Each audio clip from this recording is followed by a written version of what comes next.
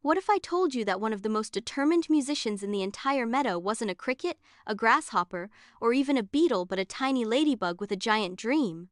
Today, you're about to hear the irresistible story of Lila the ladybug, the little red dreamer who believed she could create the most magical garden music the world had ever heard, even though no one thought a ladybug could play anything at all.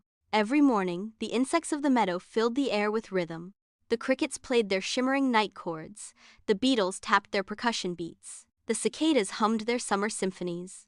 But Lila? She sat quietly on a daisy petal, listening with longing in her heart. "I want to make music too," she whispered.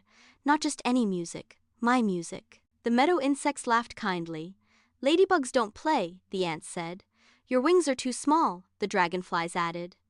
"You're meant for quiet things," the snails mumbled. But Lila refused to let their words dim her spark. Deep inside, she felt a rhythm waiting to burst alive. One night, under a sky shimmering with starlight, she found it a tiny hollowed acorn cap. When she tapped it gently with her spotted feet, it made the softest, sweetest sound she had ever heard. Tun, tun, ting. Her heart fluttered. Her dream awakened. For days, she practiced in secret, creating tiny melodies, gentle beats, and whisper-soft rhythms that floated through the flower petals like morning dew. Her music became her voice, bright, brave, and unmistakably her own. Then disaster struck. During the annual Meadow Music Festival, a sudden gust of wind knocked over the stage of leaves and petals. The garden fell silent. No musician could play. But Lila stepped forward, trembling but determined. I can try," she said.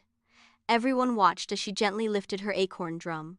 She tapped her tiny feet, and the sound that rose into the air was warm, glowing, and unlike anything the meadow had ever heard.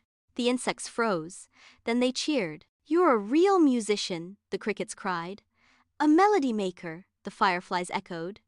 That night, Lila played until the stars faded, because sometimes the smallest musician carries the biggest music of all.